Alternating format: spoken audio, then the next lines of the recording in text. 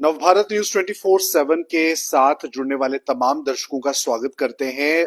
दर्शकों, जम्मू कश्मीर में सियासी अगर हम इस समय लड़ाई की बात करें तो अब रिजर्वेशन पॉलिसी को लेकर शुरू हो चुकी है। रिजर्वेशन पॉलिसी को लेकर आप सभी जानते हैं कि बीते समय में श्रीनगर में एक बड़े स्तर पर धरना प्रदर्शन हुआ।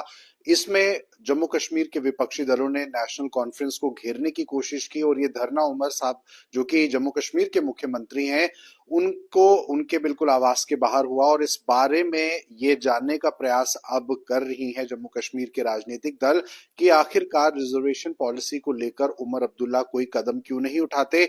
महबूबा मुफ्ती का भी बयान आया, जो पीटीपी की सदर हैं। उन्होंने कहा कि जम्मू कश्मीर की जनता ने नेशनल कॉन्फ्रेंस पर जो है विश्वास जताया, उन्हें जीत एक अच्छे मतों के साथ दिलवाई और ऐसे में अब उमर अब्दुल्ला रिजर्वेशन पॉलिसी को लेकर कोई अच्छा बंदोबस्त जम्मू कश्मीर के युवाओं के लिए, स्टूडेंट्स के लिए क्यों नहीं कर रहे हैं। खैर, इस मामले पर हम बातचीत करेंगे, लेकिन वहीं दूसरी तरफ एक और बड़ी सियासत जो इस समय हो रही है। जैसे कि आप सभी जानते हैं कि नेशनल कॉन्फ्रेंस के एमपी रुहुल्ला जी की अगर बात की जाए तो खुद अपने पार्टी के खिलाफ कहीं ना कहीं इस बारे में समझा जा सकता है कि वो खड़े हुए प्रदर्शनकारियों के साथ, उन्होंने उन्हें सपोर्ट भी किया। और इस समय नेशनल कॉन्फ्रेंस के अंदर की क्या मनोस्थिति है, इस मामले पर वो हम बातचीत करेंगे। हमारे साथ बातचीत के लिए मौजूद हैं शेख बशीर साहब, जो कि नेशनल कॉन्फ्रेंस के बड़े ही सीनियर लीडर हैं, बड़ी बेबाकी से अपनी पार्टी से जुड़े हुए मसलों को ये सामने रखते हैं और बात करते हैं। आपका बहुत बहुत स्वागत है सर नव भारत में। बहुत बहुत शुक्रिया आपका।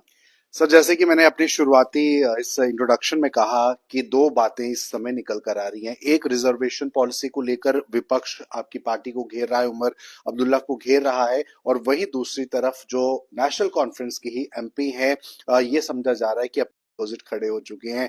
इन बातों पर वो पूरे इंडिया के अंदर एक इशू बन गया है, क्योंकि रिजर्वेशन करते वक्त जम्मू कश्मीर के अंदर ब्यूरोक्रेटिक सेटअप ने कुछ तब्दीलियां की।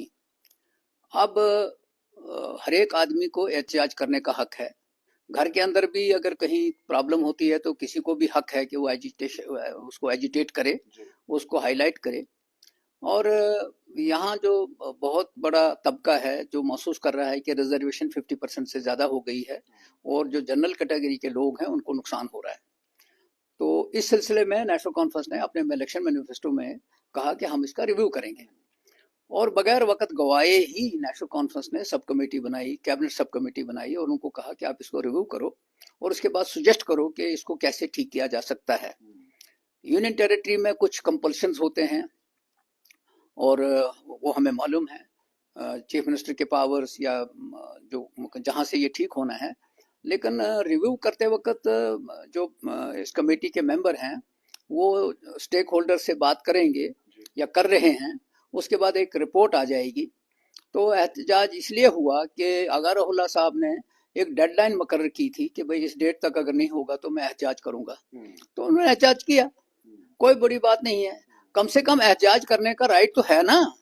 नेशनल कॉन्फ्रेंस ने किसी को नहीं रोका कि भाई आप मत करो एहतजाज। लेकिन आपको लगता है कि पार्टी के अंदर एक डिसिप्लिनरी एक पॉलिसी रहती है, पार्टी के सारे लोगों को साथ मिलकर चलना होता है और साथ मिलकर ही किसी मुद्दे पर जो है बात रखनी होती है। ऐसे में पार्टी के अंदर से जब ये आवाज निकल कर आती है तो इस पे राजनीतिकरण भी होगा, आपकी पार्टी के अंदर की व्यवस्था पर भी सवाल उठेंगे? नहीं, बिल्कुल नहीं। यहाँ से आपको अंदाजा लगाया जाए कि इनर डेमोक्रेसी भी तो होनी चाहिए, विद इन पार्टी के अंदर भी तो डेमोक्रेसी होनी चाहिए ना, कि हर एक आदमी को हक है कि वो बात करे, किसी को रुकावट नहीं है। ये नेशनल कॉन्फ्रेंस के खिलाफ नहीं है। एक चीज है जो वो डिमांड कर रहे हैं, और उसमें उमर साहब ने उनको कहा है कि 6 महीने तक हम इस रिपोर्ट को सामने लाएंगे। तो जब सामने लाएंगे, उस सामने लाने से पहले ये असेंबली के अंदर डिबेट होगा, असेंबली का सेशन शुरू होना है, सजेशन आएगा, स्टेक होल्डर्स से बात करके पता लगेगा कि इशू कहाँ तक पहुंचता है।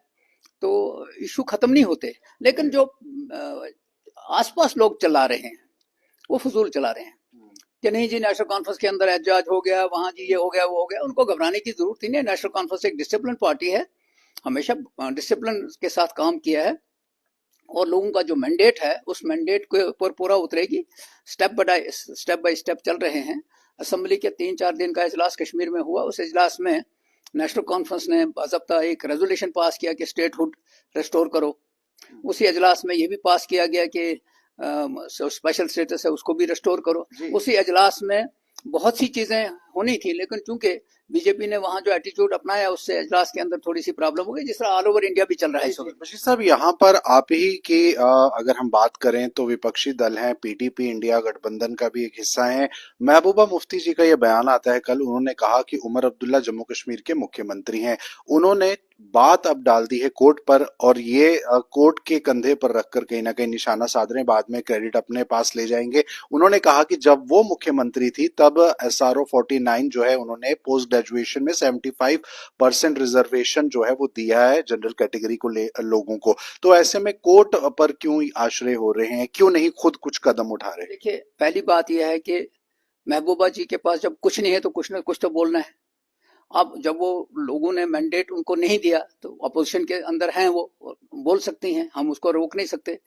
कोर्ट के अंदर अगर कोई चीज सब्जुडिस है तो उसके ऊपर पहले ही इंसान को सोचना है कि जब तक उनका पूरा वर्षन आ जाए तो वो तब तक इंतजार करना चाहिए। वो क्या वर्षन उनका आता है, किस तरह आता है।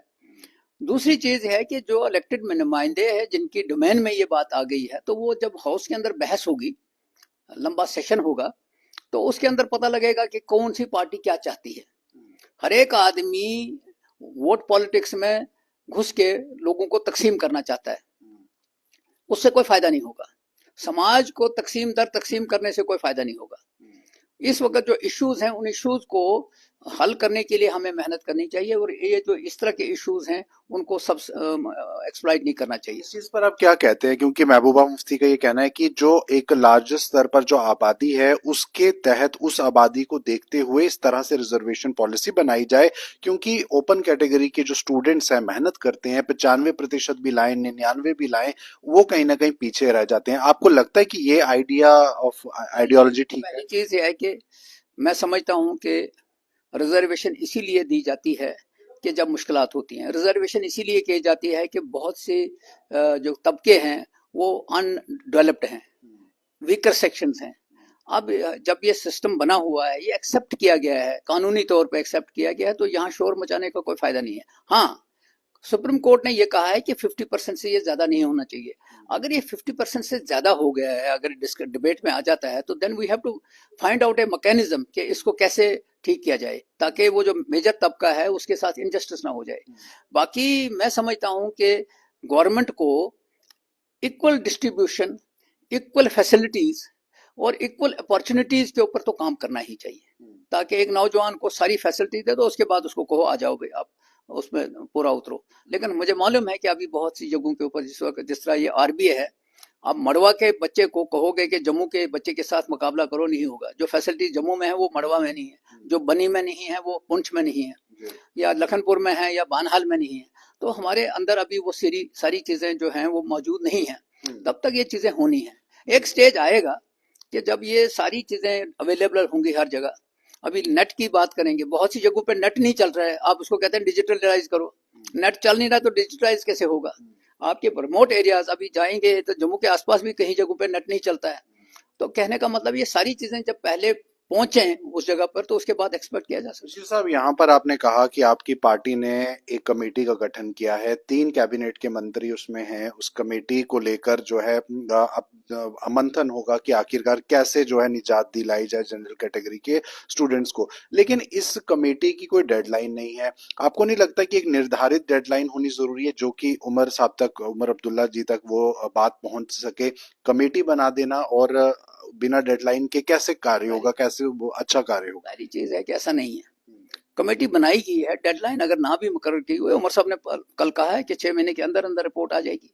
ये कल ही उन्होंने कहा कि रिपोर्ट आ जाएगी, वो पब्लिक डोमेन में भी होगी और डिस्कशन हो जाएगा पार्लियामेंट के, इसमें असेंबली के अंदर डिस्कशन होगा और फैसला होगा। जी, आखिर में एक सवाल है कि अब नया जो सेशन शुरू होने वाला है और उम्मीद की जा रही है कि फरवरी में जो है सेशन शुरू हो जाएगा, उसी के बाद बजट भी पेश होगा। जम्मू के व्यापारियों के लिए इस बजट में क्या कुछ रहेगा? आपकी क्या प्रायोरिटीज हैं? स्टेक होल्डर्स के साथ इस समय किस तरह की बातचीत चल रही है? जैसलमेर में भी उमर साहब जो है वहां पहुंचे थे, वहां पे स्टेक होल्डर से बात की, उन्होंने अच्छा इनिशिएटिव इस कंसल्टेशन जीएसटी मीटिंग को बताया। तो ऐसे में जम्मू कश्मीर में बजट को लेकर क्या हरकत चल रही पार्टी की? हम जम्मू कश्मीर के अंदर जो पिछले कुछ अरसे से तबाही हुई, उस तबाही से बाहर निकालने के लिए जो स्टेक होल्डर्स हैं, बिजनेस कम्युनिटीज हैं, ट्रेडर्स हैं, जो यहाँ टूरिज्म है, रिलीजियस टूरिज्म है, सारा डिस्कस करने के बाद प्री बजट डिस्कशंस अभी शुरू नहीं हुई है। कुछ जगहों के ऊपर उमर साहब रिव्यू कर रहे हैं डिस्ट्रिक्टों में जाके। सारी चीज रिव्यू करने के बाद जब बजट बनेगी तो उस वक्त ये सवाल सारे होंगे। चलिए, तो जाहिर सी बात है, नई सरकार के गठन के बाद लंबे अरसे बाद जम्मू कश्मीर में एक बजट सेशन भी होगा, असेंबली की भी जम्मू में जो है वो शुरुआत होगी।